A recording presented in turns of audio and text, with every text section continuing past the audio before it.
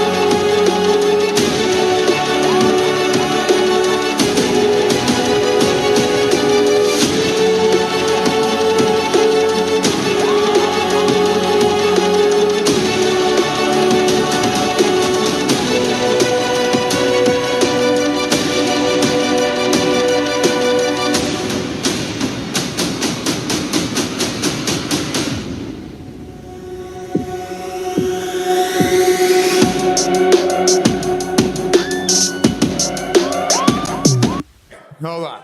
Okay.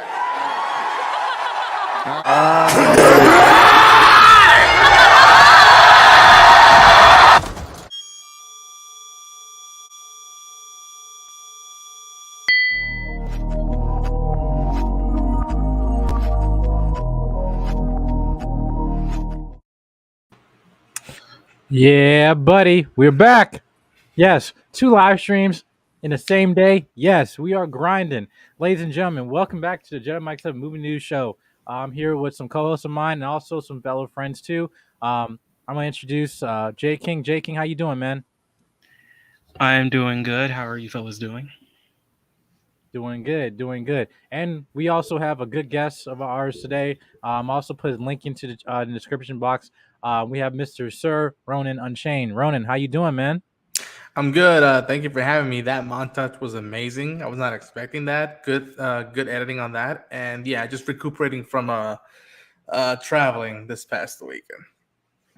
Mm-hmm.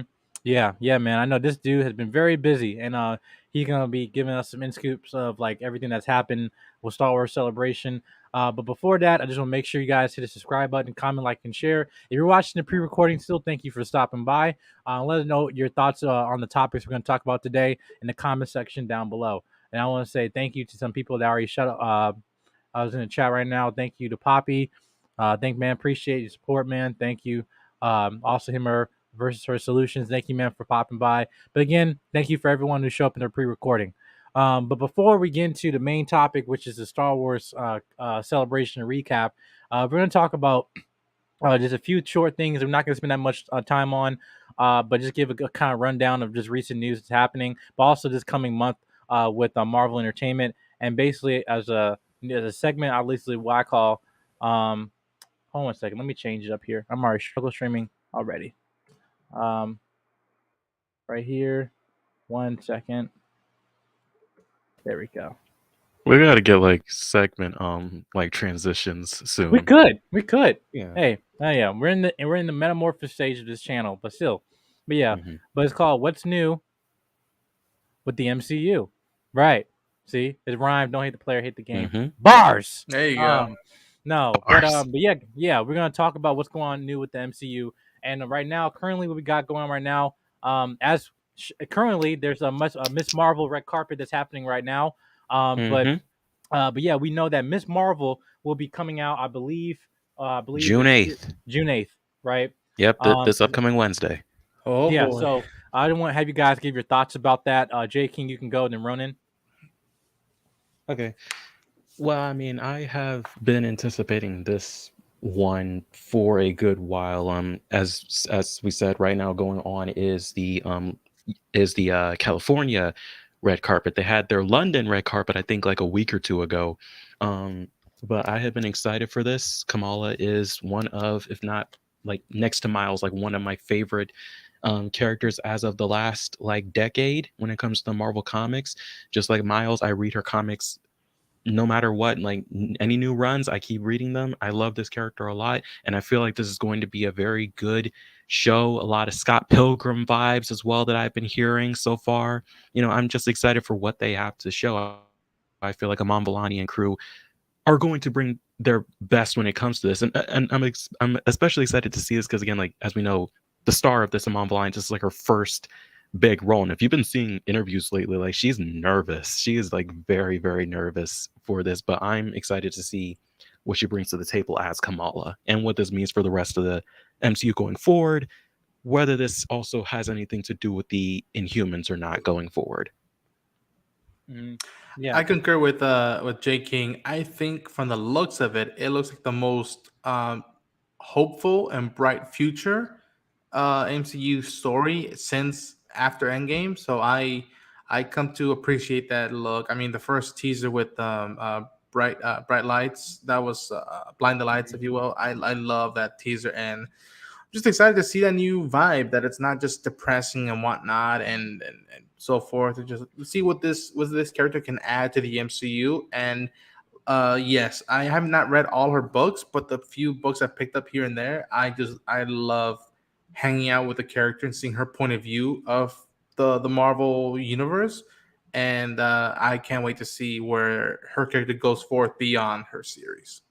well, you don't like depression and holding a town hostage and I We do. don't need to be depressed all the time, Mike. I was about to say, I do. I think it's good to stretch out characters who have been deserving of mourning, if you will, and letting their emotions out. But at the same time, the sun rises every morning. So there's a new day, it's a new dawn. It's you can choose to either stay down or get up. yeah, Wise no, I words. agree. No, I said for me, I personally like everything you've been hearing about this actress has been nothing but what you heard the comments of being sweet, being charming, and everything. You guys like I've watched the interviews of her, and she's been nothing but just like I won't say adorable, but just like the fact that I know she's 20, but like it's just like, a lot there's like a huge innocence with her that I like, and which also goes with the character Kamala Khan, right? And much her being a fangirl, even knowing in her auditions how she got through WhatsApp and all and everything, but still just how she's just talking about just her experience with the role and how she come. Basically, it looked like for her this didn't really won't be acting because she's just being herself, right? And I feel like that's kind of like the more authentic roles that you can be when it's like we really don't need really embody that character because reality that character is you, right? So Exactly. so with Miss Marvel, I like what they're doing. Yes, this is really more targeted girls. I felt like the trailer was to me was entertaining. I'm not expecting much out of the series other than just to have a nice time, a good story, especially of a Muslim Pakistani character in New Jersey that still like again this I know there's gonna be some like some trolls and backlash from this show just for any reason just for the sake of this existing, but I still think that at least Miss Marvel is a important character to a lot of people. And I know she represented a lot of things to people, not just women, but also men too. Just being a Marvel fanboy, but also just a kid in the MCU, similar to what Spider-Man has been. But now we get to see him in a different perspective, which we really haven't seen before. So yeah, I'm looking forward to a Miss Marvel. But other than that, Miss Marvel will be coming in June 8th. On Wednesday on Disneyplus, and make sure you guys you have the subscription for that. You can, but I believe they'll be releasing one, if not two episodes, I possibly, or if it's just I one. I'm not sure. I know that some people who have seen the stuff early saw the first two episodes early. I Yeah. don't know if we're getting like the first two episodes. I don't know if it's gonna be like that or if it's gonna be like one episode at a time. I'll have to look back on that. Maybe they'll announce that soon. But yeah, like as you said, like this is definitely going to be something of a different direction for the MCU, but something that will definitely be welcoming to the multiple people that love this character. I mean, as you said, like she's to many people the modern day Peter Parker like story for them, Hmm. which I definitely agree with.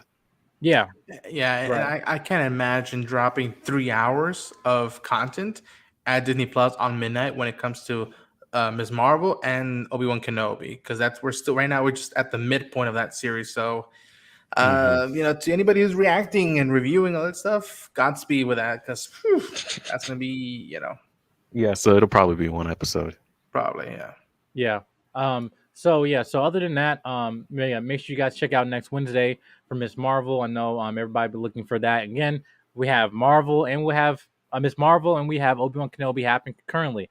And we're gonna have other shows that be coming up this weekend that we'll talk about next week. Later, I'll have a separate video for that.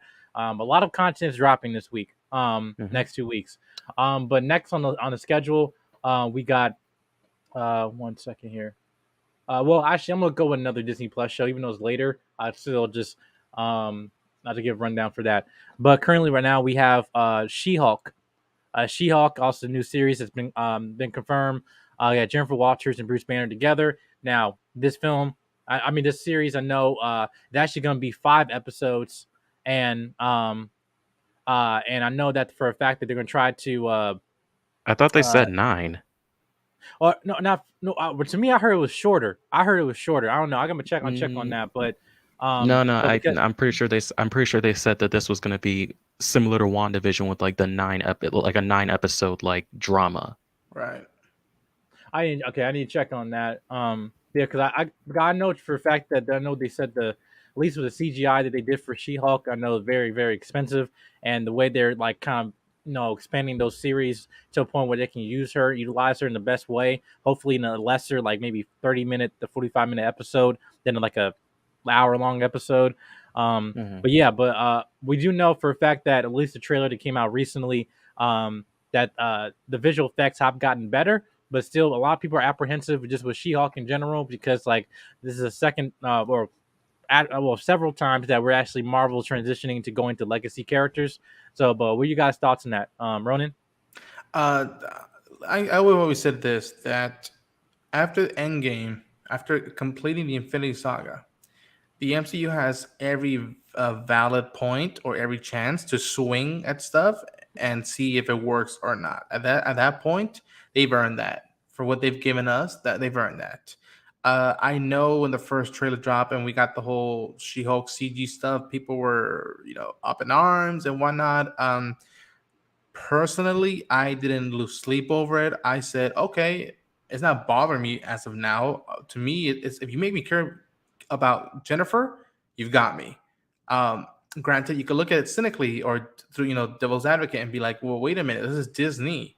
This is the biggest company in the world who bought up Fox.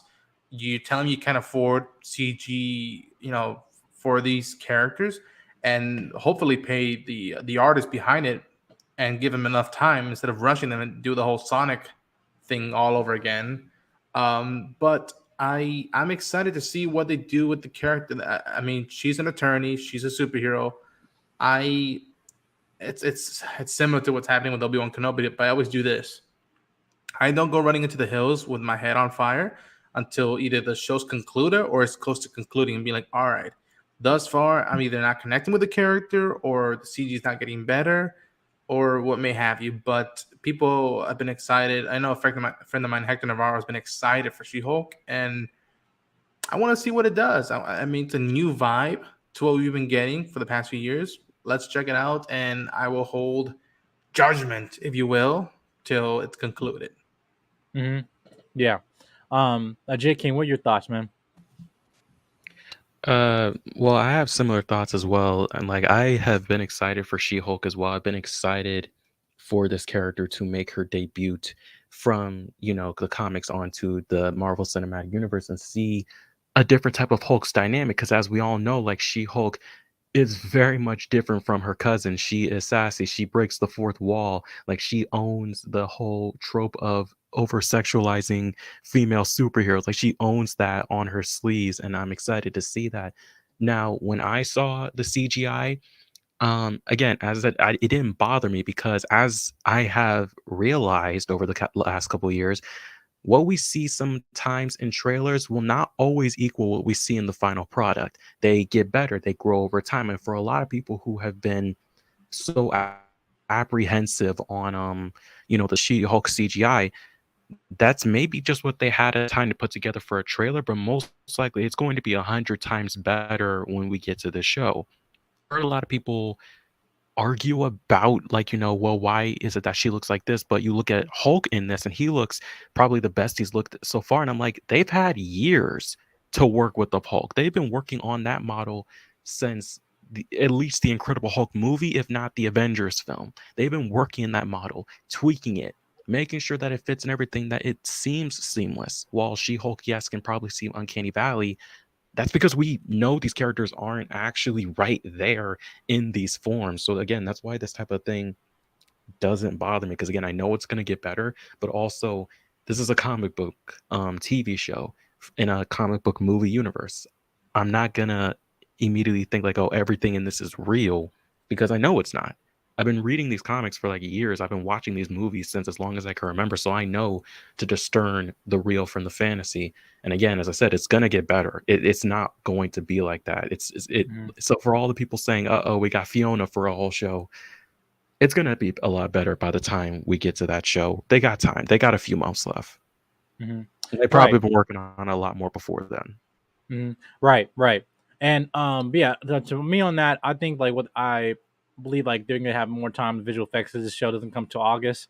And we got time with everything going on. But the reason why I brought this topic up, because recently the new Disneyplus trailer of She-Hulk, that you see that some of the the CGI is a little bit touched up more. And I think over time it will reveal itself that as we get more closer, that a lot seeing different more scenes, that again they'll get more used to this character now that she'll be more into the MCU, hopefully for a long time, and that with that redefining her look and tuning her, because what they did with Hulk in the beginning to now is like night and day. So so I have faith in terms of what they're doing. But on the last topic of for what's new with the MCU, we have Thor: Love and Thunder. That's gonna be coming out next month, very very soon after Doctor Strange: Multiverse of Madness. But also there have been rumors the fact that this actually possibly might be the shortest Marvel movie out there since the MCU started. Possibly, right? But before I'm gonna get to that, Ronan, what's your thoughts on Thor: Love and Thunder as of right now? I'm excited for it as well. I think though the first teaser is better than the last trailer. I'm excited what we saw of Gore the God Butcher. I believe that's the name. That's Christian Bale. So that's you can't go wrong with that. I'm excited to see what Natalie Portman does with Jane Foster. And I'll say this: I really like Thor Ragnarok. I don't love it.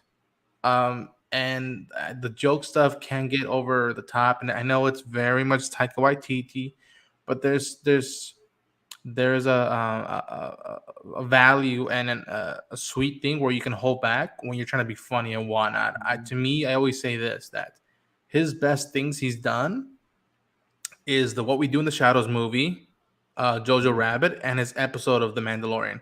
And to me, specifically, the episode of The Mandalorian, it showcased how you can do funny and whatnot, but not make fun of it and still have heart. That episode has so much heart, and yet was still funny with that opening of the biker stormtrooper. So I'm hoping we get more of that instead of Ragnarok.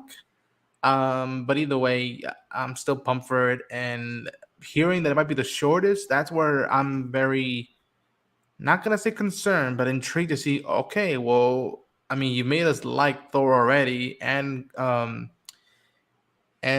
Valkyrie. We haven't seen Jane Foster in a long time. Gore, the God Butcher, is the one that you'd be like, gotta make him compelling to believe where he's coming from, because that's the one thing that, as much as I love Kate Blanchett and love the visual of Hela, the goddess of death, I didn't connect with that villain at all from a personal point of view. Anytime we were in Asgard, I was saying, okay, let's just wait on this stuff. But I'm hopeful. Hopefully people have learned the lessons and whatnot. And again, we'll see how it shows. But I just love hearing that Guns N' Roses song with Thor. And I'm excited to see what he does with his 80s jacket with that 80s comic book costume look. Right. Yeah. I and I agree with some of the comments that you're making, that at least some of the comedy for me is like, we get it, but now it's to a point like it can get dragged on to a point now it's like, this is just stupid, right? I get what you're saying, but J King, what's your thoughts on the film, or at least that, at least we've seen the second trailer that came out, but now we're close to now the post production of the film, and now the marketing, more trailers now coming out. Okay. Well, for me, I have been very curious to see what they were going to do with this when I knew that they were going to be adapting both the Gore storyline and the Jane Foster Mighty Thor storyline. As you said, like, when it comes to what Taika did with Thor Ragnarok, yeah, some of the jokes probably dragged on more than they could, but then again, as you said, with the Mandalorian episode that he did, which I actually had rewatched recently, he had a healthy blend of like comedy, but also a very serious and emotional tone. And Yes. of course, we're all talking about that Mandalorian season 1 finale, where it's like, he made us upset that a droid died. Like, Mhm. and if he can bring that same level of energy with Love and Thunder, I think that this is definitely going to be a good film, because again, Gore is a complicated character. He's not just killing off the gods because he wants to, he's killing them off because he feels like they failed everybody. And I feel like Christian Bale is definitely somebody that can pull that off. It just depends on the direction that Taika and everyone gives him to do when it comes to this film. I'm excited to see this. I'm excited to see Jane Foster take up the Thor mantle, especially, and if you've looked through the trailer, you see all the little Easter eggs to the higher Marvel cosmic council mythology characters we've seen and characters we've yet to see. But outside of that, I'm excited to see, because like, I think the true essence of this film, no pun intended with the title, is going to be, love and, like fighting for something. And again, because like as Thor has said, he doesn't know where his journey is in this film. He's done it all as an Avenger and as himself. So I know that this journey is basically where do I go from here type of story, whether that be like, his end and Jane Foster takes over, or, just the new beginning of something new.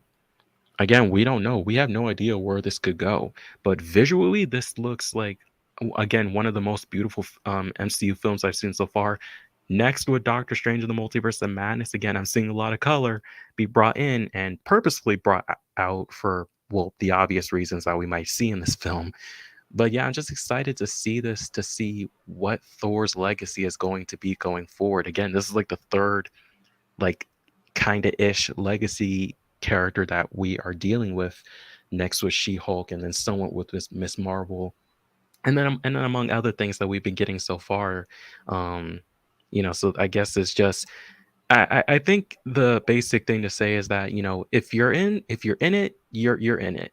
Like, we've been doing this for 10 plus years. So if you're a part of this already, you know what the deal is. Otherwise, stuff like, Thor hanging out with the Guardians, or Winter Soldier using Rocket as another arm to shoot people, won't mean shit to you. Right. Yeah. Yeah. For me, I think that, again, I'm not saying I'm hoping, like, I have concerns about this film because the film looked good to me, but like, I might have some issues. Like when I broke down the trailer of the recent film, you make sure you guys check out that video. There's a lot of things, implications that they can bring into it, because we do see like Easter eggs of like the Watcher, of the Living Tribunal, other stuff like that. But Mm-hmm. we still know the big implications of like what's going on overall in the MCU, like with this film, or just be like another filler. Now, also the fact that it's solidified that we can have two Thors happening at the same time concurrently, and but also just like what it hopefully means for like Chris Hemsworth, the future of him in the MCU and all this stuff. So I have like a lot of questions of what they can move forward with this, because this is the first film, or at least the first franchise film, for a solo character in the MCU that's getting his fourth title, right? Yeah. We know that probably the next one will be Mm-hmm. Captain America, and then Spider-Man eventually. Um, Mm-hmm. but yeah, so this is the first test of like, hey, after you got your trilogy, what's up? Yeah. And now First are we one just after Avengers. so like, are we just like beating a dead horse after this? What's going on? So, but yeah, guys. But again, that concludes with that segment of what's new with the MCU. But let us God know your thoughts of in the comment section down below. I'm gonna check out people in the comment section right now. Aruyi, thank you for stopping by. my man Poppy Blanco. Thank you, man. I appreciate you for stopping by here. My man Marcus up in the building. Thanks, man, for showing your support. Appreciate it. Appreciate it. But yeah, guys. Now the main topic. We're gonna get to the main topic of the day because this past weekend, there's a lot of things that was happening, a lot of things that were dropping and everything, and we're gonna talk about that right now, and that is Star Wars Celebration, right? And we're gonna give a recap of what's going on with the Obi-Wan, which is currently going on right now, Mandalorian, Ahsoka, Andor, the Tales of Jedi, all the other things that are going out, a new Jedi Fallen Order, and luckily we have someone on the panel that actually went to this event. So I'm gonna let him just start off and him go. Yeah, Ronan. Tell us what it was like yelling at Harrison Ford. Yeah. You know that moment in The Force Awakens that they showed in the trailer where it says, Chewie, we're home? That's how it felt for me. I'm like, I'm home. After years of being a fan, going to my first Star Wars celebration, I couldn't be more happier. Granted, the minute I left and checked out the hotel, my heart dropped to my feet because I'm like, oh my gosh, I gotta go pay off all this money now. But besides that, it was just magical. It's been 2-3 years since we've had a celebration because of the unfortunate pandemic that occurred, but I have never felt so much love, passion, and camaraderie with strangers in my whole life. I mean, there was not an ounce of viciousness, bigotry, anything of that at all. Everybody was together. People were holding doors for one another. And just the stuff they showed us there. And I mean, to that question, because you asked the question, how did it feel to yell at Harrison Ford? It worked. I can't believe it worked. And B, he didn't give me the look. He chuckled. From the looks of it, he chuckles. I'm like, all right. He liked that someone yelled randomly while he had a pause. And same thing. It was just again. I mean, I'll if it's okay. I've put up videos right now during that weekend, and I wasn't too happy with just the design and just the how they came out all the way 100%. I like that people enjoyed the Ewan McGregor Hayden video that I put up of them coming in with Duel of Fate, and I'm appreciative to anybody who's watched that and subscribed. I thank you for that. But now, since I'm back in my studio and I have everything that I know how to move and switch around camera-wise and just noise-wise, I'm putting out 3 parts of a big vlog. It's at least maybe over an hour. I'm calling it the Ronin Cut, and hopefully people can enjoy a lot more of what I took pictures of what I recorded, and the people I've met. I met a lot of people like us who do YouTube, and it was just such a beautiful thing to see them finally face to face instead of via webcam. So, and then once we break down the shows, I'll tell you what I've seen and what I haven't seen and what I may not know and may know about them. Mm-hmm. Yeah, because one thing I did they cover was a lot of content that there, and obviously there's a lot of things that recently that happened. Because you said there wasn't any bigotry. I'm like, well, at the celebration. Not at the celebration, but. Yeah, that's the shocking part. That the minute that celebration ended, it feels like everybody took off the white gloves and was like, "Whoa, what the hell?" I just, shame on that. We'll get to that. Yeah. But first I get before I mention that, like, actually, let's just pull the Band-Aid off, right? Obviously, let's get this over with. Yeah, obviously, if you guys have not been watching Obi-Wan. There's a character in the show. Her name is Reva, third sister. Mm-hmm. Her name is Moses Ingram. Yeah. And this is one of her first big roles right now. Yeah. And she basically been like bombarded with a bunch of like racist and offensive tweets. This is an article from CNN Entertainment News right here. Hold on, let me share the screen right here real quick. I'm not gonna spend that much long on it, but just I have to address it because I haven't really commented on it until I got all the information out. But yeah, so this was happening. Star Wars called out racism after attacks on Moses Ingram, and as you can see here, and this is the actress right here, and she's saying that she received a bunch of really racist and offensive tweets. And basically, this is some of her comments she made that is just sickening to me in my stomach. Right here, that to hear this had to be happening. And if you're sending her bullying messages, you're no Star Wars fan of mine. And this is what the comments that Ewan McGregor Kenobi made. himself. That he said that we stand with Moses and we love Moses. And the fact that to me, as a Star Wars fan, and also as African American, right? And this is one thing that she said that in her comments is that that this is expected, but this shouldn't have to be expected. Exactly.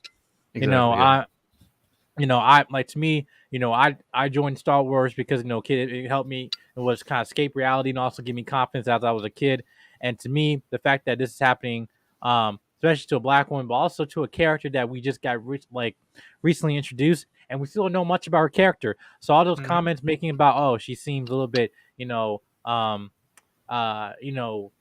unruly and everything, stereotypes that they might give to like black women, right? But I'll take this over being a fucking janitor. But yeah, that no shade thrown, JJ Abrams, but yeah, that's what I'm saying. That I like to see, black people in Star Wars and in any world they can be in. Just like I like to see other, ethnicities and stuff represented, because Star Wars is a universe, and just like the Marvel universe, it reflects what's outside your window, right? And to me, to have this secluded in our fandom, we're going to the dark side, And again, I did not join this community just a way that I can go to another field of people of being, feeling entitled, but also really just being ignorant, right? And but I guess the most Ingram to the actors that you have my full support in terms of you in this role. I guess I'm speaking for everyone on this panel, is that I'm looking forward to what you have for the rest of the season, hopefully with your character. And again, I just expect Star Wars fans to be better. But quick, if you guys have quick comments, so we can just move on. But yeah. I already gave my 2 cents about it, but I will say that like, listen, the show is not over yet. I can get you not like the character and have constructive criticism, which is perfectly valid. It's welcome, but there's a line you don't cross. There's ways, and I've said it in my video. I would have thought we would have learned that lesson by now, after the prequels and what John Daisy went through. It's just like, come on, man. Like she's an inquisitor. I don't hate her character. I don't love her character, but at the same time, I am very intrigued into what her drive is with Kenobi, because it's one thing to say that I want the title of Grand Inquisitor. It's another thing that like you want to find the man himself, which is very personal and it's very engaging to me. I mean, I have a bunch of theories, but I'm holding them back to see how the episodes play out. And again, there's lines you don't cross. There's a way to be constructive criticism, and then there's other things to be just throwing bricks, verbally at an actor. And it's just like, no, don't do that. And I'll say this: besides Obi-Wan Kenobi, I'm watching Star Trek: Strange New Worlds right now, which I'm loving. And the fact that Anson Mount, the captain of a Star Trek show, is saying, yo, that's not cool, we have your back. That's like, yo, Star Wars, check yourself, because Star Trek right now, even them have their back. So like, come on now. And yes, to Moses Ingram, if you're watching this, if you ever do watch this, know that El Lado Latino is with you. We may not like your character, but nosotros no estamos de esas pendejadas. We're not going to throw that crap at you. At least I won't. Mm-hmm. Yeah, J. King, go ahead, man.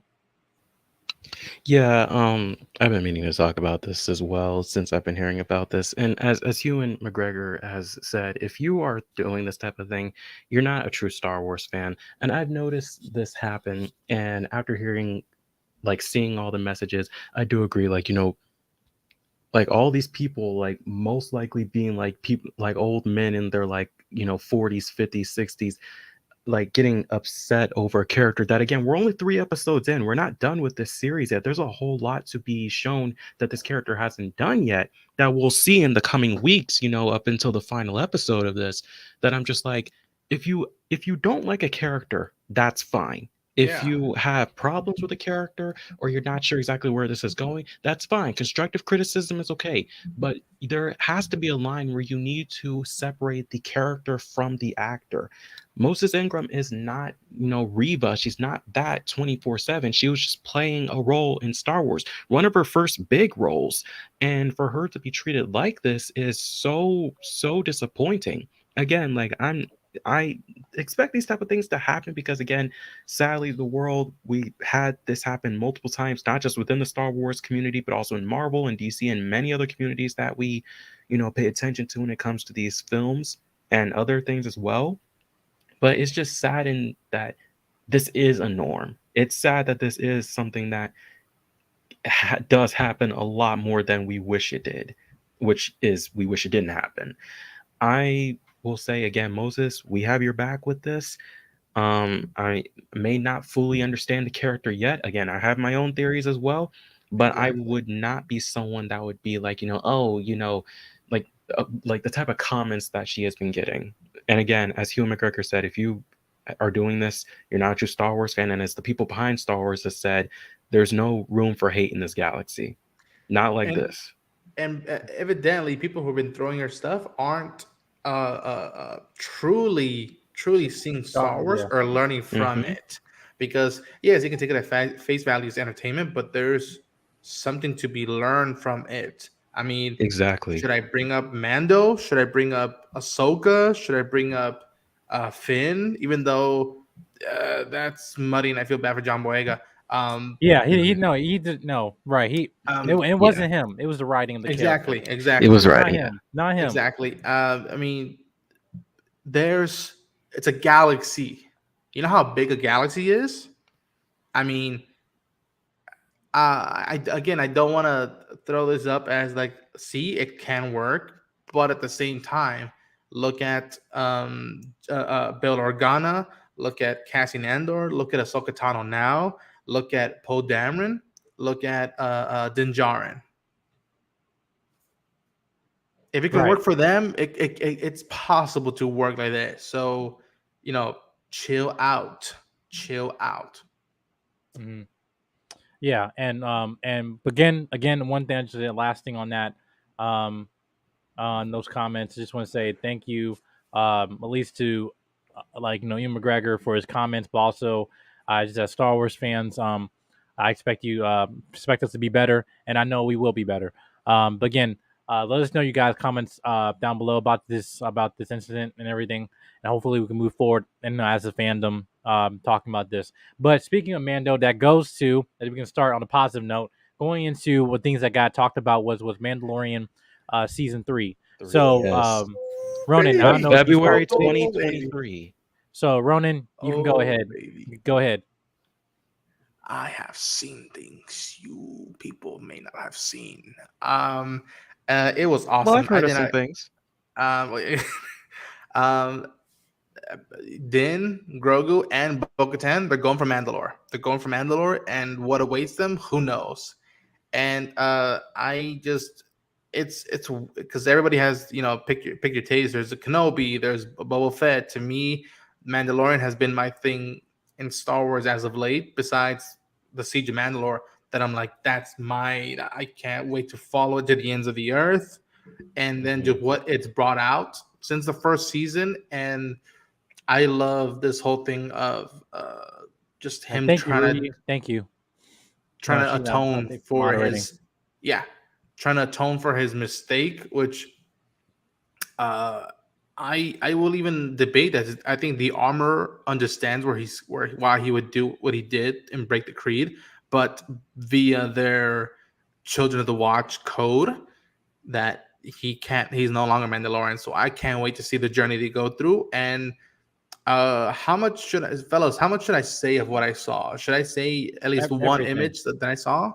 Go ahead. I mean, go ahead. Like, tell whatever you want to. Like, if there's anything you truly don't want us to know, you don't have to say it. But like, just anything that you've seen from like the Mandalorian panel, or the talk with Pedro Pascal on stage, like whatever, or Bo-Katan, her actress, like whatever it is you want to talk about.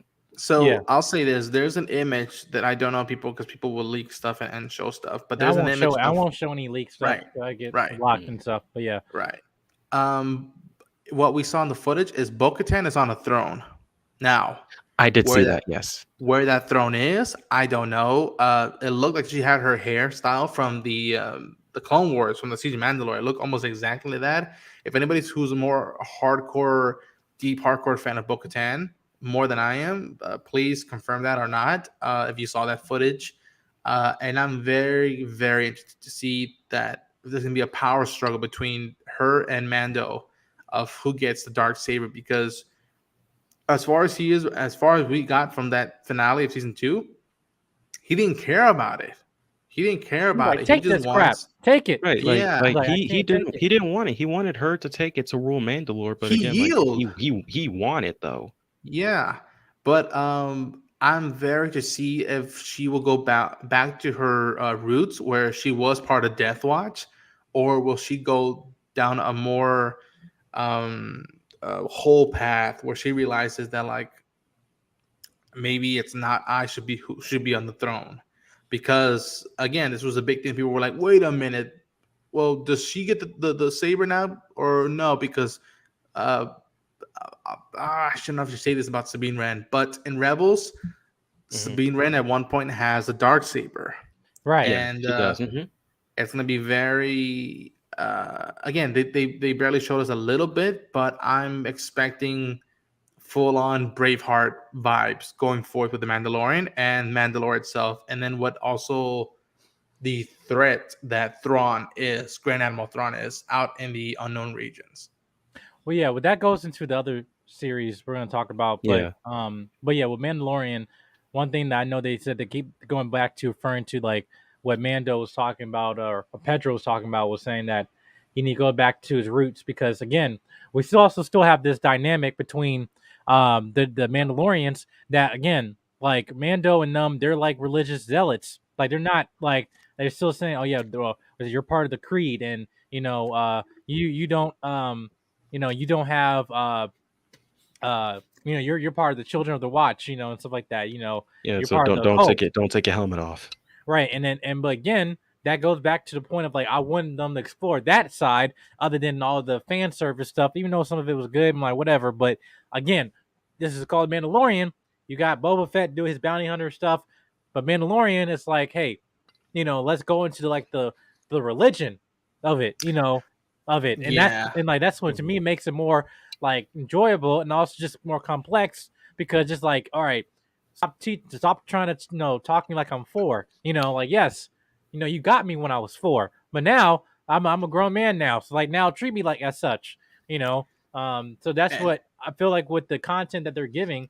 At least hopefully that season 3 is pushing in turn towards that direction. Yeah. yes, I and definitely go for it, Gabe. Okay. Go for it, man. Yeah, I definitely do agree when it comes to that. It's like, I almost made the joke of saying like I'm not a Padawan anymore. I'm a Jedi. Treat me like one. But but I definitely do agree with like I'm very interested to see where season 3 goes because again, this like after the feelings that a lot of people had with like the sequel trilogy, like this brought back Star Wars for a lot of people. Like the more grounded, religious, action-packed bounty hunter side of things with a dash of, the regular Star Wars stuff that we know. I'm really intrigued to see this, see the dynamic now that we have with Bo-Katan trying to figure out do I leave Mandalore or do I let Din Djarin do it and Din Djarin trying to redeem himself where I mean in my opinion I don't think he needed any redeeming. I mean I get it with his religion and everything like that, but in all honesty, if you ask me, I'm not entirely sure. Like, I think it goes back to something that even Kylo Ren brought up in the sequel trilogy, where it's like, some religions or some, like things like that might not last long for a reason. I mean, heck, the Jedi Order didn't last long, and even after Luke tried to revive it after the original trilogy, as we see somewhat within Mandalorian and Book of Boba Fett, and as we see him fail to in the sequel trilogy, it goes to show that maybe some things are meant to die off for a reason. And I think, Din Djarin, he's no less of a Mandalorian, he's no less of a father to this little guy over here, than he has been, just because of the fact that he had to take off his helmet. Like, in all honesty, outside of the season 1 finale, 2 times in order to save himself or someone or the kid. Um, Again, like, in my opinion, he doesn't need any redemption, because you understand why. But I also understand that, you know, he was found at a young age. His ties are to Mandalore through and through. So it's going to be very interesting to see someone who wants to redeem themselves versus someone that's trying to figure out if they are the correct leader or not going forward within season 3. Especially given the fact of, and again, like, of course, I wasn't there at Celebration compared to Rona, but I did hear about the things that were shown, and I did see some photos from what were shown, because of course the internet leaks everything. And I'm very excited to see where they go with this. Like, is this going to be stop? Is this going to be a war for the fate of Mandalore? Is this going to be, those who are more on the side of Din Djarin's crew from the beginning, or is it going to be more on the side of Bo-Katan? I think this is going to lead to some type of power struggle. This is definitely going to lead to some type of power struggle that will decide where Mandalorians go. Is it more of this is the way? Is it more of Death Watch, or is it going to begin the birth of something new? Along with that. And then don't forget, we also have Sabine Wren, who we'll talk about when we talk about Ahsoka.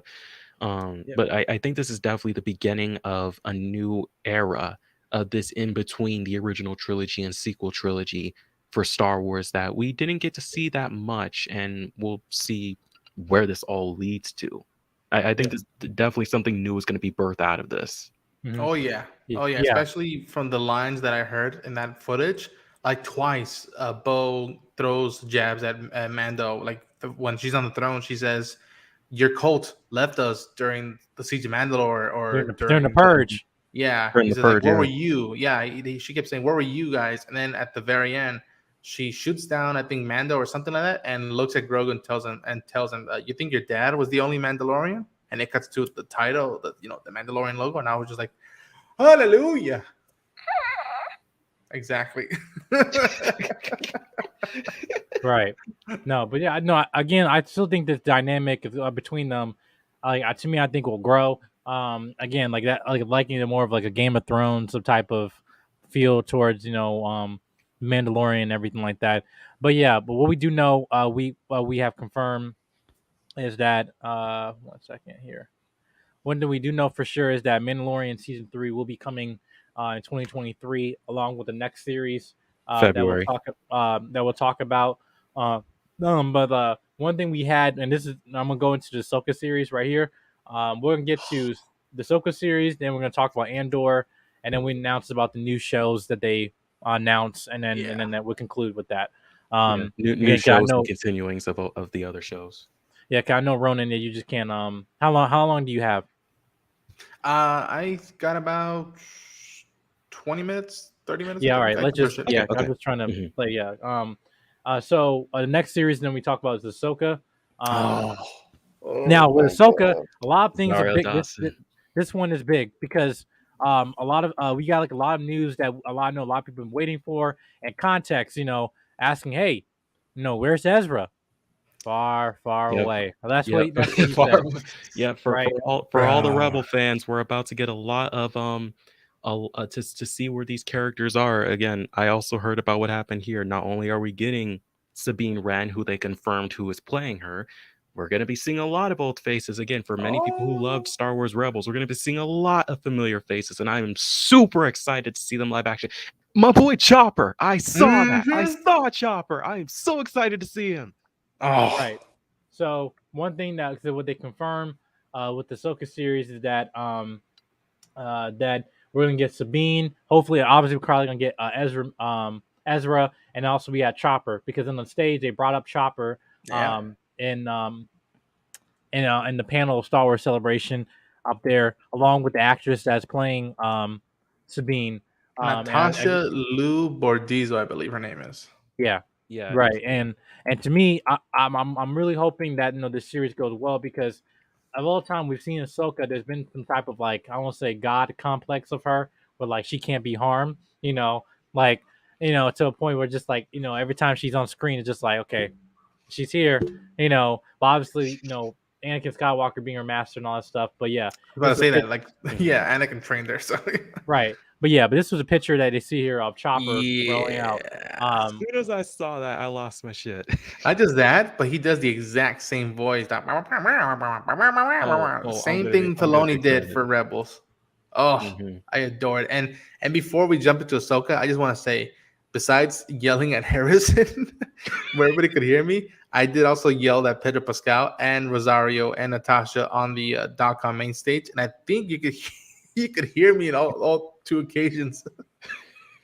Yeah. But yeah, this is a big one. I mean, even Dave Filoni himself said that this show is a big thing for him because of how much he spent time with Ahsoka since he co-created her with George Lucas, and just again talking about Rebels, how much time we spent with Rebels, and that was just a big, loving family. And yeah, man. I mean, you have that photo right now with Sabine, Ahsoka, and Hera. Oh, yeah. I have been waiting to see when they're gonna show Hera Syndulla because they've been teasing us ever since Rogue One. General Syndulla, please report. Right. You Chance know, to do Right, it. like Yeah. we've been getting teases of her. We also saw her in one of the Star Wars games, like I forget which one it was, but we've heard that she's been doing good. Also, if you've been reading the comics, she's also shown up in titles like Dr. Aphra and all that. So she's been busy since Rebels, but now we're gonna finally see her live action. Squadrons. That was a game. Squadron, yeah, right. That was the Yeah. one. We're gonna see her live action, maybe even see her and Yes. Kanan's kid. Yes, long. Yes. Mhm, That's yeah.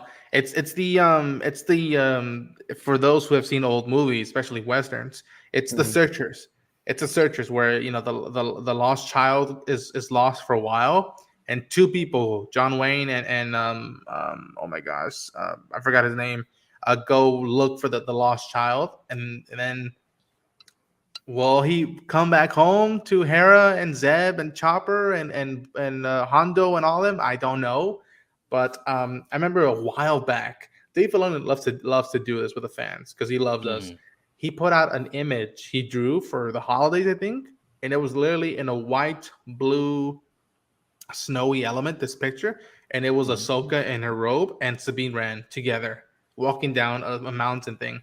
And for the longest, people were like, is that the sequel? Is that the sequel to Rebels? Oh my gosh, is this a spin-off thing? Why not?" And he was just like, "It's just an image. I just started to draw for you Yeah. guys. Hope you enjoyed Yeah. it." But a lot of us were like, Yeah, and speaking of that image, like again, from what I've heard, is that in what you guys saw at Celebration was a complete recreation of the final scene of Rebels. Like even with the like memorial drawing to the Rebels cast, yeah, being exactly the same, with Sabine looking at it and Ahsoka like waiting for her so they can go find Ezra, just exactly as it was. And so like this is gonna be like immediately, and that's what makes me sad because like Star Wars Rebels is one of my favorite pieces of Star Wars content. agree. Period. I grew up on it. I rewatched it when it came to Disney+, and I am ecstatic to see the continuation of this, for them to find Ezra and to see how everyone has been doing since then, as well as continue the threads. Because correct me if I'm wrong, didn't they say before that like all this was going to lead up to something, like everything in Yes. Mandalorian, Ahsoka, and everything's going to lead to something? So Miss Kennedy said that a while back, said that all these live action shows are culminating to a big multi event thing. Which Mhm. my theory is that after all this is being played out, that the battle for Mandalore, the search for the lost Jedi Ezra, I think the big bad that's gonna be coming is Grand Admiral Thrawn, and there's gonna be a whole Mhm. series of like rebels, the Ghost Squadron, Mandalorian, and his people on that side trying to go after him. Because my theory is that between the 30 years of Force Awakens and Return of the Jedi, the Empire, or the remnants of the Empire, will try to hit back one time, and that'll be during this event of all the shows. The second time will be with the Mhm. First Order and Kylo Ren. That's my theory right now. Yeah. Yeah, I have that feeling as well. Like Also, what I'm feeling like is, again, because like we have the whole time of in between the original trilogy and the somewhat years leading up to Ahsoka. I feel like in between that time, because we don't know where Thrawn and Ezra ended up. They could have ended up in a whole new part of the galaxy we've never seen before, with a whole new type of power we've never seen before. And he might come back with that with a vengeance, for all we know. That's what I'm seeing. That again, I also think Thrawn could be like the big, like, culminating big bad, and that could end up in some big, I don't know, Infinity War type of thing where it's like, he came back with a new power and now he wants to try and recreate the Empire with that power that will assemble Ahsoka, Sabine, Ezra, Din Djarin, Boba Fett, and everybody. Yeah, Thanos. Yeah. Yeah, Mhm. yeah. But again, I'm just saying. Again, this show will be coming out 2023, along with Mandalorian and other shows that have been announced.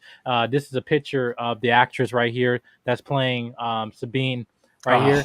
And here's a Rosario Dawson. They're currently Yeah, shooting right man. now and everything. Mhm. So And- much like Sabine. It's Mhm. it's shockingly how much she looks like Sabine. Exactly. Right. And before on getting to the next topic, I just want to address Darrell Long's comment. I don't want to go off topic here, but no, he was just basically talking about. It's a question for the panel, like who rescued Baby Yoda. He believed Reva, third sister. He said he thinks she was a Jedi youngling. Yeah, we'll get again. Hopefully, we'll talk about that in a later episodes of Obi-Wan, because again, if you saw the recent episode, how she looked at the new Jedi hideout that was been smuggling younglings, that we got an Easter egg of Quillen Voss. She saw the Republic symbol. The symbol, and that obviously you saw her face. Like, there's something about that, because there's no way that you start this show with the Order 66 of younglings and then just go away, act like, okay, what happened after that? Yeah, that was done for a reason. Oh yeah. But yeah, be saying that she said either she saved her at one escape, only been caught like she was a third sister in the Fallen Order. Yeah, right. And she said, or it could have been, he said, or it could have been, R2-D2 say Baby Yoda. He was at the Jedi Temple with Anakin. Possibly. And then she said, will Sabine take the Darksaber from Mando? We don't know. Again, going to this, if you've seen Rebels, it's almost playing hot potato with the Darksaber and everything like that. So hopefully we'll see. Yeah, it's Excalibur. It's a big thing that, like, if you're gonna carry that around for the long term, you better know what you're getting into. Mhm. Right. Yeah. But moving forward, I think maybe the next topic is kind of surrounding Obi-Wan, just because of the timeline. It should probably be the sequel to Jedi Fallen Order, which of course is Jedi Survivor, which is set around the same time as Obi-Wan. Yes, that's what I heard. Mm-hmm. Yeah, we only got a little bit of footage from Jedi Fallen Order on that. Not much details about the story at all, other than you see the same species as the Grand Inquisitor. Yeah. That's really it. That's what I'm saying. Not really much to talk about that on that one. That and the mysterious person in a tube. Yeah. Oh wait, hold on. Where I had it right here.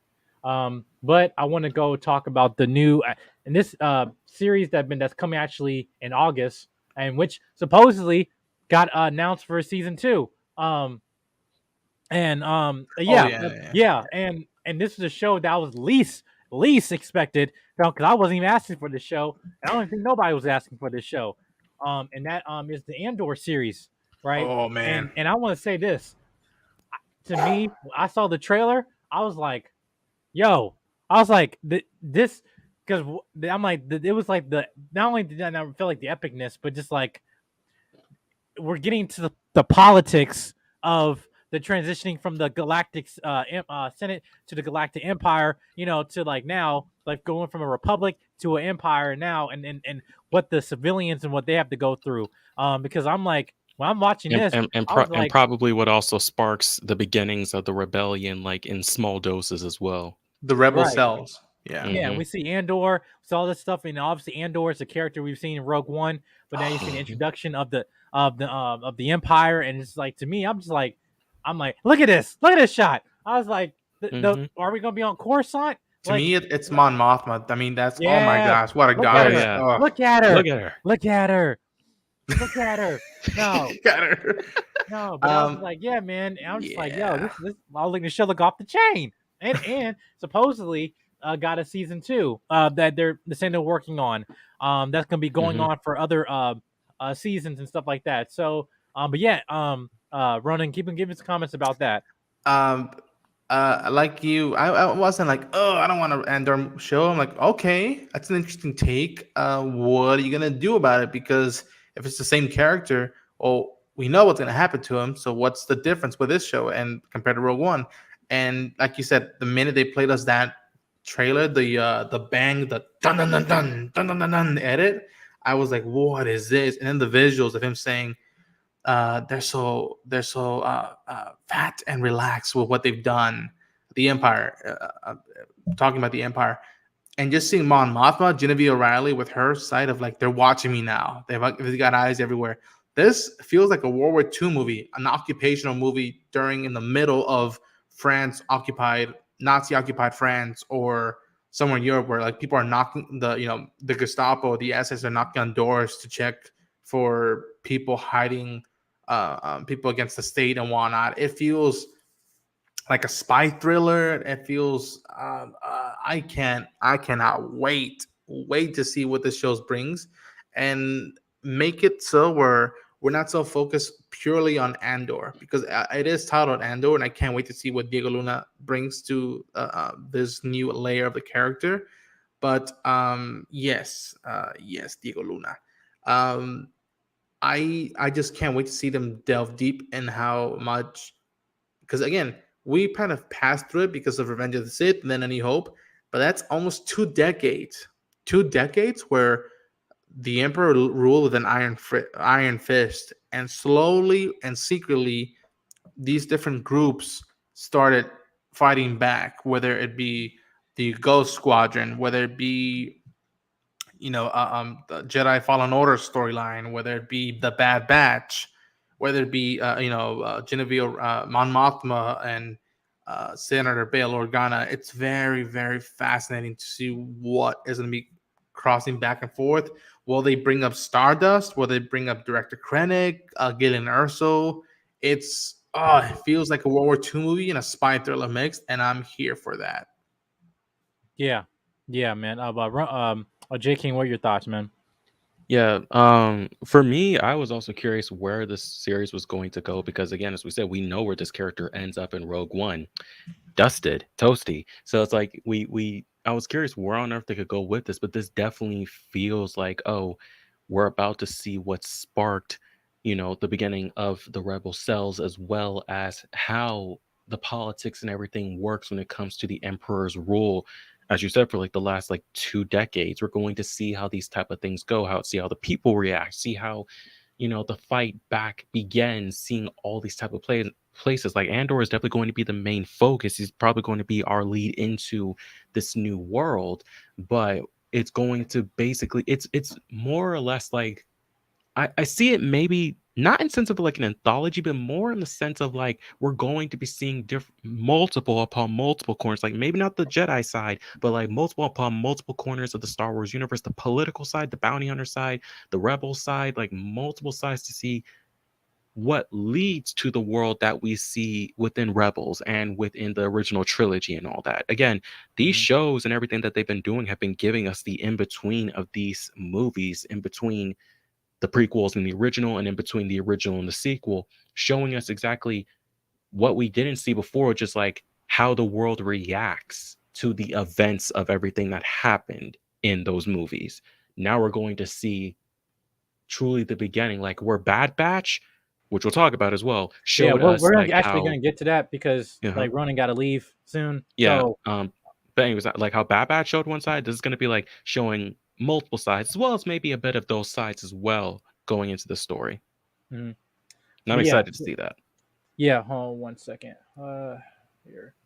Because one thing I know what they announced also along with new shows that are returning, like the Bad Batch, which we're gonna combine the Bad Batch and also the new show they announced, which was the Skeleton Crew and also Tales And of the Star Jedi. Wars Visions. Yeah, Star Wars Visions as well, but there's a whole bunch of, and we're just gonna combine just our topics about that just in a Lightning round. Let's go. Yeah. But one DLC here we have Tales of the Jedi. So basically, this story is an anthology series that's going to be basically centered about one Pacific Jedi, their origin, and a prequel going to probably in the prequels going to their time in the Galactic Republic. Before unfortunately some of them might meet their demise, but again, given just a good origin story of their character. But Ronan, what do you think, man? Tales of the Jedi, I had heard about for a while now. I'm like, what is this about? And then the minute they show those images of Ahsoka, baby Ahsoka, and not just her, which is also intriguing as hell to see more of her and Anakin, Matt Lancer, and Ashley Eckstein.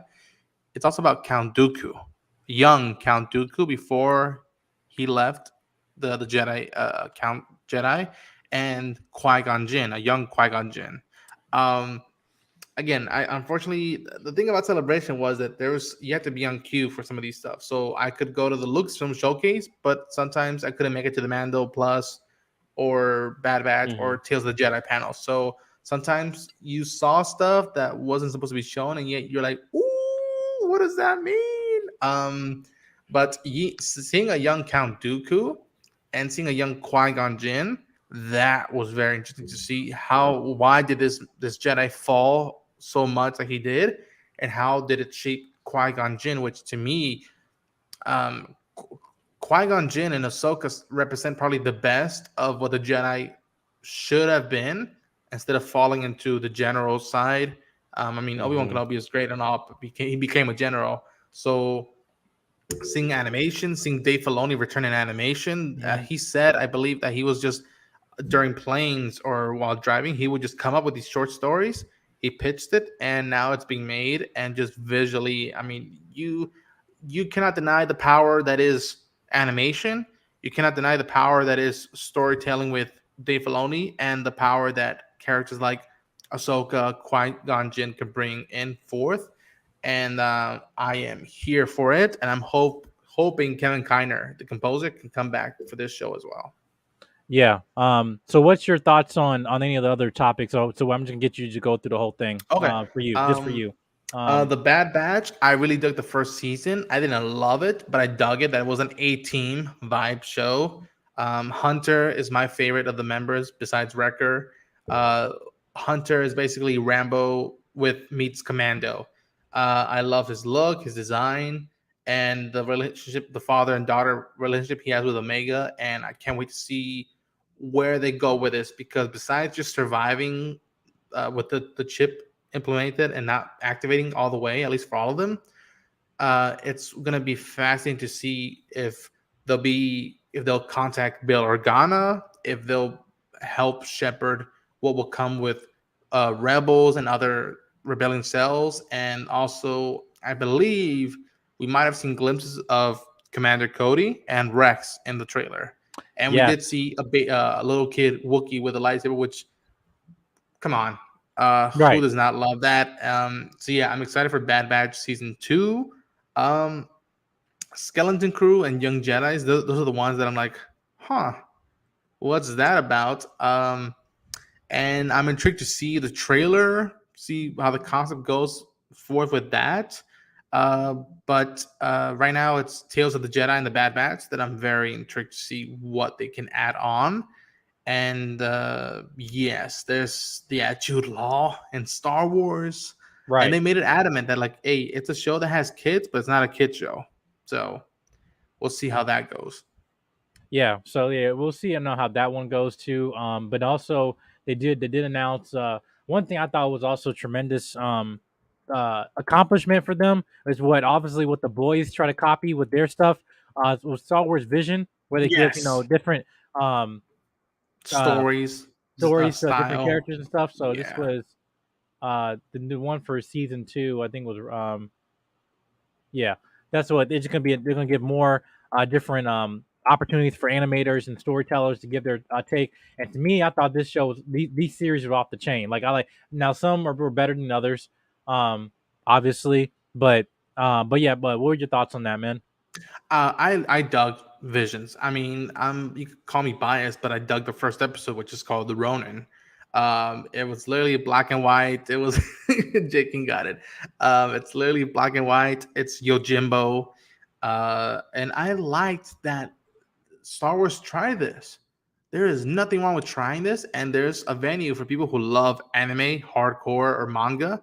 this was it. And there was great stories. I mean, the twins with power, about one in the light, one in the dark. The bunny episode I thought was so touching, about her trying to find a family and accepting the responsibility of with his lightsaber. There's one that's very reminiscent about Anakin Skywalker and his choices with the dark side. So I'm happy that Visions is getting an opportunity to spread more tales. And that's the beauty of Star Wars, is that it's not just a Skywalkers. It's not just episodes 1 through 9. It's a galaxy. Um, there's so many stories to tell and so many styles to jump into. Yeah, man. Yeah. But other than that, I think I will make sure that we cover everything for you, man. Yeah. Again, I just say I appreciate your you just stopping by and giving your take on this whole thing. I'll put your link in for your channel in the description box below. Cool. Make sure you guys subscribe to Ronin Unchained. He's a good friend of ours and stuff, and also he's part of the Jedi Mike 7 crew. Anytime we can have him on this platform is a great time. But yeah, man, just give your final words, and then also where people can find you, even though I just said it. But yeah.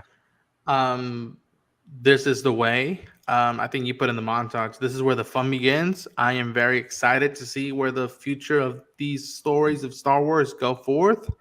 I mean, it's a celebration, but I mean, it was such a sweet treat to see not a glimpse of Indiana Jones 5, but the fact that they brought out John Williams to play music live, which I never thought I would be able to see, and the fact that they got Harrison Ford probably with a big check to be like, yo, just come say some nice stuff and let the fans give you all the love they can. And hopefully I can make it to Celebration next year. That's Europe. That's a big travel along the way. But if people like the footage I shot and put up, the possibilities are endless.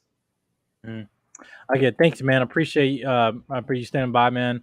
Guys, make sure you guys hit the subscribe button, comment, like, and share on Ronin. On his platform and everything. He does a ton of movie reviews as well. And to send him off in this video, I'll send him off with this one right here. This is where the fun begins.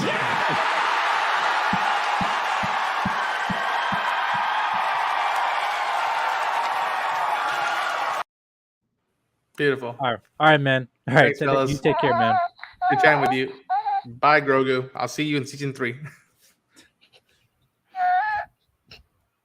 All right, cool. Thanks, man. All right. But yeah, I'm gonna put we can go over the whole topics again. What we just covered here. But I'm gonna put the link in the chat if anybody want to come up. We'll just probably go on the show for like another 20 minutes, and then and yeah, man. But J King, what were your thoughts on the stuff that we covered, dude? On the new for Star Wars Visions, Skeleton Crew new shows that have been announced, the Tales of a Jedi, all that stuff. Going in order, I guess, order-ish. I'll try. First off, Bad Batch. I also really liked Bad Batch as well. I understand where some people had their gripes with it, where saying like, oh, they didn't know exactly where it was going. But I think the main focus was just getting this crew together, seeing the early days of the Emperor taking over right after Order 66, and I'm especially excited to see them get more into the bounty hunter side of things. Other characters we might see. I mean, heck, in the first episode we saw Kanan, who of course is in Star Wars Rebels, so could we see him again before the events of Rebels? That's a question. Maybe even in Andor, that's a question. We'll see how things go there. But I love the show.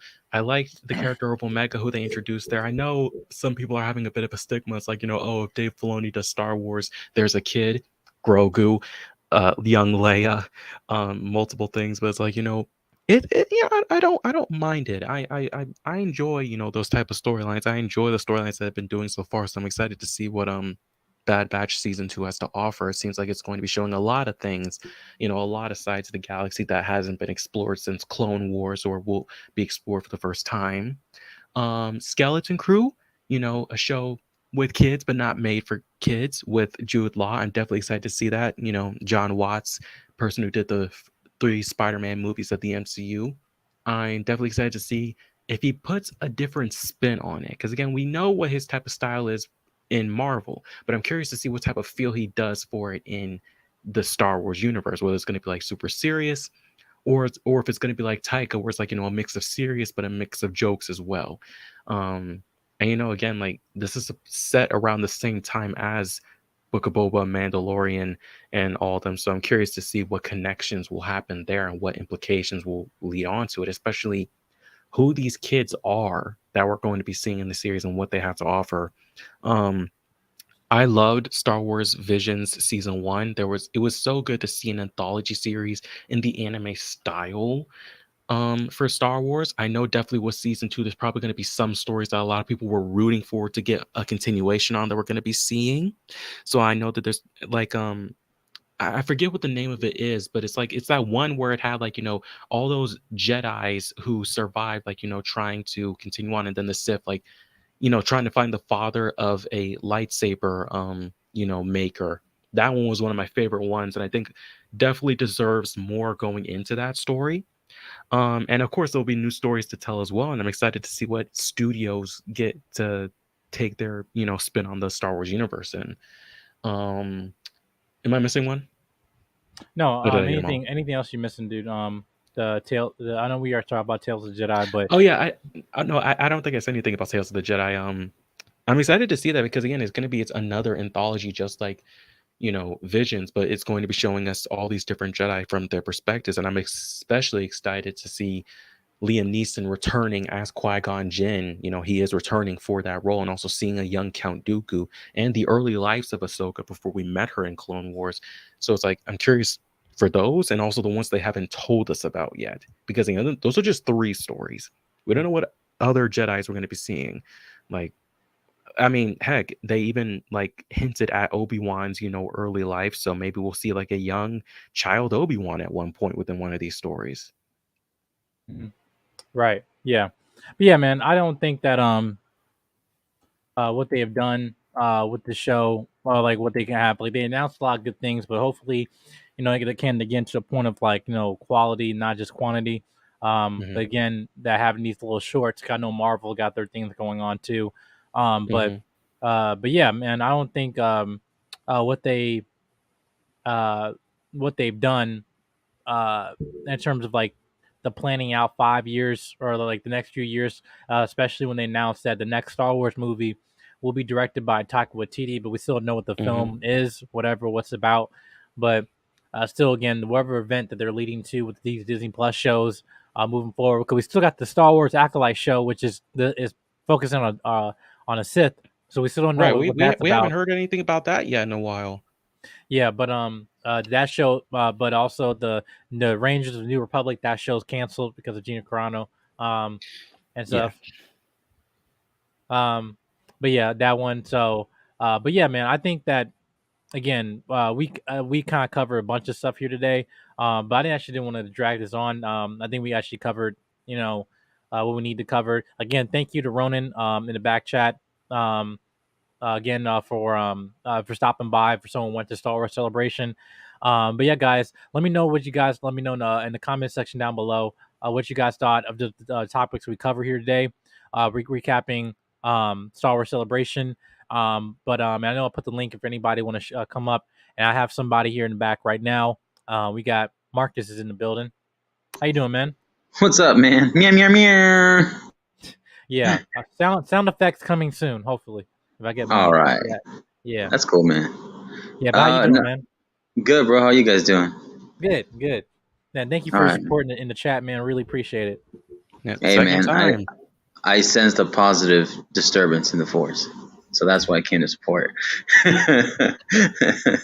No, I had a question. What Yeah, is the Skeleton Crew? Because I don't know what the Skeleton Crew is. I know some Star Wars lore, but I don't know all the lore.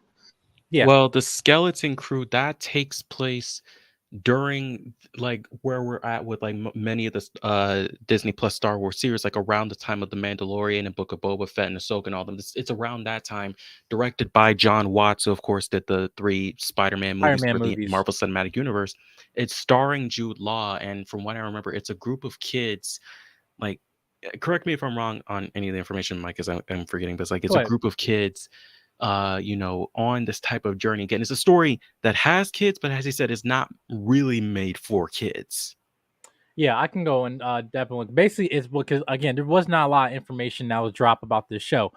This is Hmm. an article that came up here about the announcement of the show right here. Obviously, Jude Law was also character in And Captain Captain Marvel, Marvel, so you and might also remember he's him from. Dumbledore.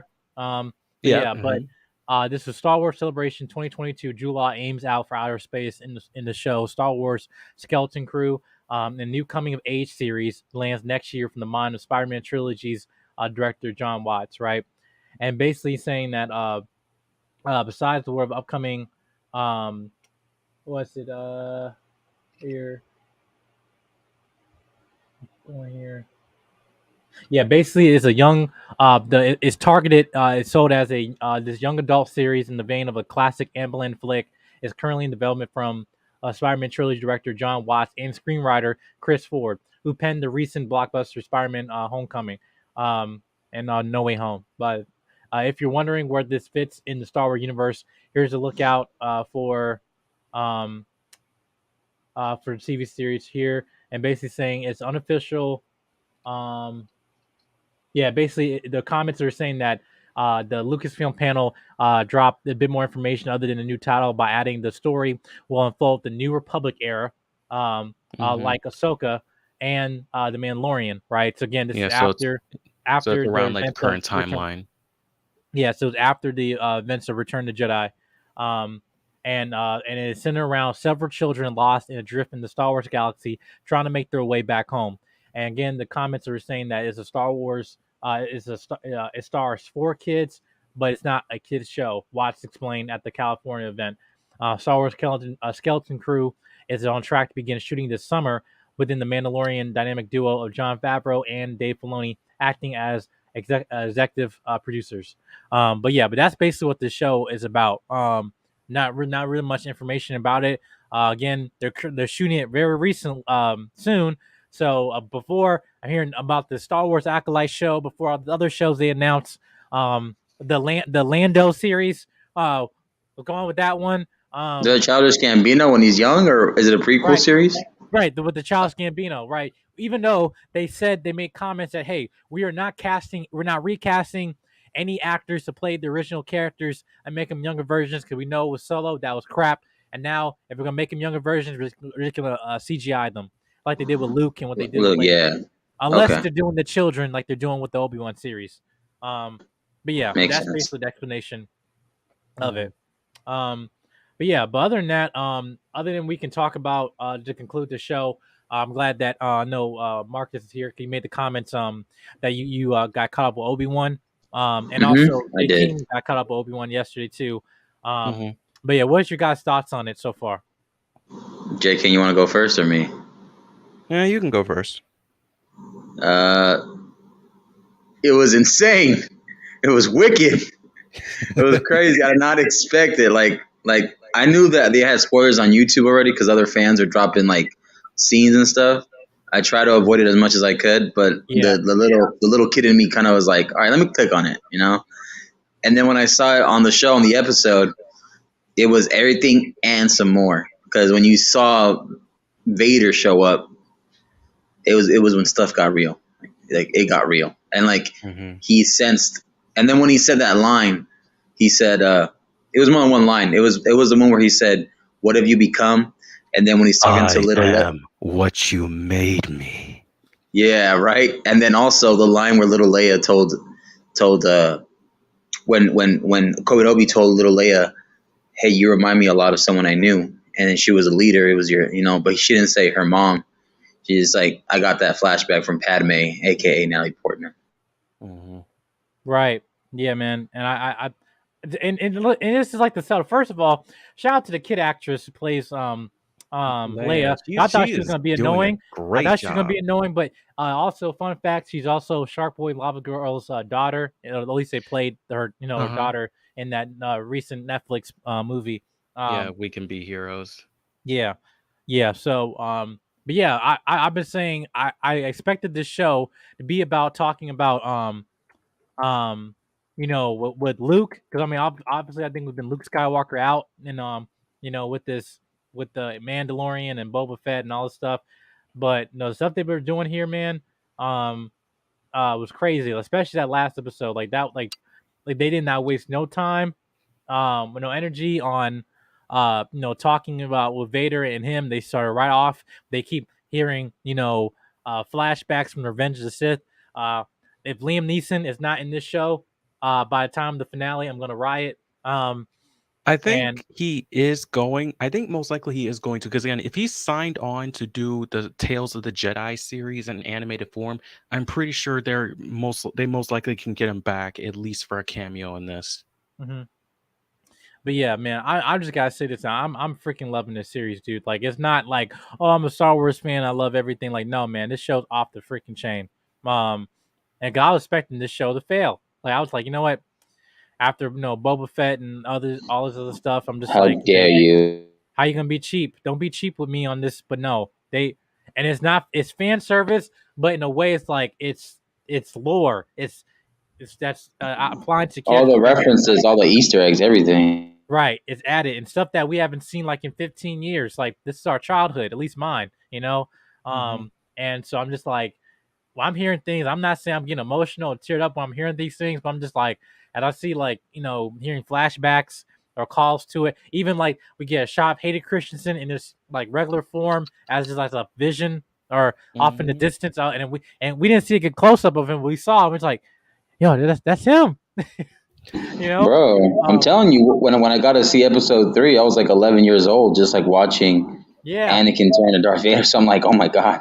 Mm-hmm. And he just like, you know what? And the irony, again, I made it, and I talk about this in my breakdown in my video. Make sure you go check that out. The irony of him dragging dragging Obi-Wan to the fire, right? He's like, burn, Burn, like, bitch, burn.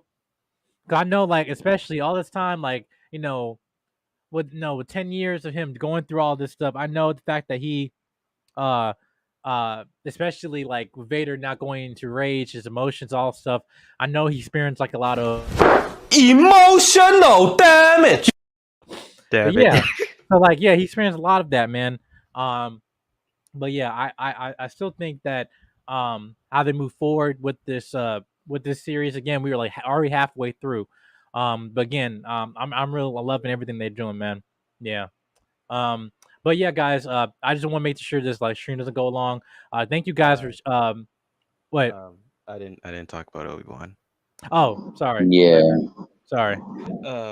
Okay. My thoughts on the first 3 episodes. I have really been enjoying this series. Again, like, I didn't know necessarily where it was going to go. I knew, of course, 5 years after the prequels, this was going to be somewhat in between. I knew we were going to somehow get a duel between Vader and Obi-Wan before I thought we it get was the 10 final years. duel. It's 10 years. It's 10 years. Sorry, it's 10 years. I knew we were going to get some type of reunion between Darth Vader and Obi-Wan, but I just wasn't expecting all the stuff we were getting, like young Leia, all the bounty hunters we're seeing, the Inquisitors, which, by the way, for any of you guys who think the Grand Inquisitor is dead, he's most likely not, because again, remember, he shows up in Rebels. Most likely he's just going to get modded and show up again when that time comes. But again, when it comes to the show, I am enjoying the heck out of it. I am enjoying it because, again, I feel exactly how I felt when I saw the prequels for the first time. Seeing the reunion between these guys, it feels like we haven't skipped a beat. It feels like we haven't skipped a beat since the third movie, since episode 3 came out. It feels like we have not missed a moment, and instead we're just seeing a part, like, again, that comes with all these Disneyplus tiers. We're seeing a part of the Star Wars universe we didn't get to see in between the 3 movie trilogies. We're getting to see sides that we wish we could have seen, but we didn't in the movies, but we're seeing it now. And I am so glad that Hugh McGregor, Hayden Christensen, and the whole cast and crew and everybody are doing just the best that they are. And the fight between Vader and Obi-Wan, just seeing a much out of shape Obi-Wan versus Darth Vader, your time has made you weak. I was like, oh shit, like this wasn't a fight. This was a torture session. This was Vader getting some emotions out. This is Vader getting some emotions out on his old master. And I was here for it. I was here for seeing that. Now, where they go forward with these next couple episodes after this, obviously, we're gonna have to get Leia back to Alderaan at some point. depends on who else we see. I mean, heck, we even had a cameo from Boba Fett's actor playing one of the clones. So seeing another clone that we know, maybe from the Awesome. Bad Batch, maybe from the Bad Batch, maybe Rex, maybe something. Who knows? There is a possibility of that. Also, the possibility, as I said again, around this time is also the same time as the upcoming sequel to Fallen Order. Cal Kestis is a possibility as well. Again, it just depends on whatever they decide to do. There's also, we got a name drop of a Jedi we haven't seen since Clone Wars, who might be in the show thanks to a certain casting that we might see within these next couple of episodes. One that was referenced in this third episode. So again, there's a lot to look forward to when it comes to seeing how the Jedi, the ones that have survived so long, after Order 66, how they survive / how they fall, and Obi-Wan being one of the last few outside of Ahsoka to make it. Mm-hmm. Yeah, yeah. Again, like I said, I'm liking how this show's treating with patience and everything. And again, um, the patience with this show, like what they're doing with like just letting the story drag on, but it still to me, it has a good pace. No, like Leia, we captured, she been captured. Then then we saved her. Now she's gonna be captured Again. like whatever. Leia's what it is. But again, we got like 3 episodes left, so hoping to see what they can go from here. I will say that this is the correct time to have this, because remember, everybody hated the prequels when they first came out. But now, given time, like I think Hayden and Hugh McGregor said it best, like, they just weren't appreciated at that time, but you give it time and it's like, yeah, you appreciate them now. And now where people appreciate the prequel trilogy is the perfect time to capitalize on that. And again, it's just good because, again, we remember how much crap Hayden Christensen got after those prequel trilogies, but now, like, he sees the love of the Star Wars fans that did care. Just now their voice is a lot bigger than those who hated him. Mm-hmm. Yeah. But again, make sure you guys tune in terms of Obi-Wan. I know they come on episodes come on Wednesdays. We got the boys coming out actually in a few hours. So and yeah, then we got Miss Marvel coming out next. I don't want to watch Homelander jerk off in the top of a building anymore. I want to see him get his ass kicked. Yeah, I think he will. I think he will. We don't have to worry about seeing that no more. We're gonna see far worse. Mm-hmm. But yeah, I thank you guys for stopping by. I know you want to get their final words or so before I end the show. Marcus? It was a great stream. I loved it. Great content. Great job. Shout out and support these guys up here, man. Jedi Mike 7 is the channel. Hit the link, like, share, and subscribe to these guys. Also, stay tuned for more content. And also, like you said, the boys on Friday or today at midnight for anybody that's in the Western Pacific time. Eastern, for you guys, it'll be in an hour or so. So, just stay tuned. Even more great stuff coming up. So I appreciate it. Thanks, man. Appreciate it, man. Yeah, but J King, what are your final thoughts, man? Final thoughts. It was a good discussion on at the beginning the Marvel stuff, and then also the Star Wars Celebration. Talking about what we've seen, and then also talking with Ronan what he saw at Celebration. It was a good time. Excited for the rest of Obi-Wan. Excited for the boys tonight. Excited for Miss Marvel in only a couple days from now.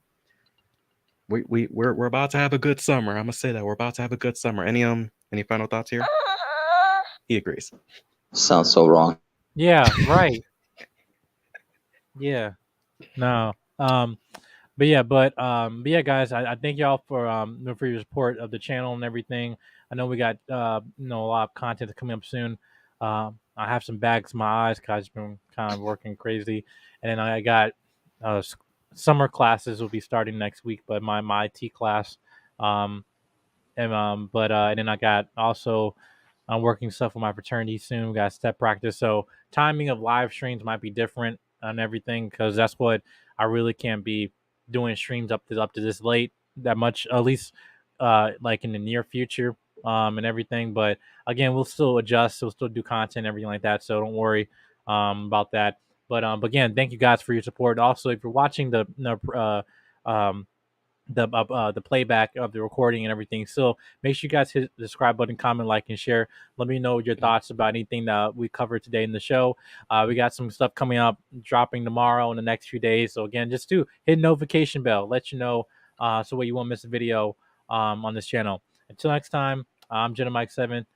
Peace out. You not end it. You not end it. I know I peace out. I know I'd end it. Until next time, peace. God bless y'all. We're out. Is there anything you want the fans to know or any last thing you want to say to them before we get to see this series tonight? This is where the fun begins.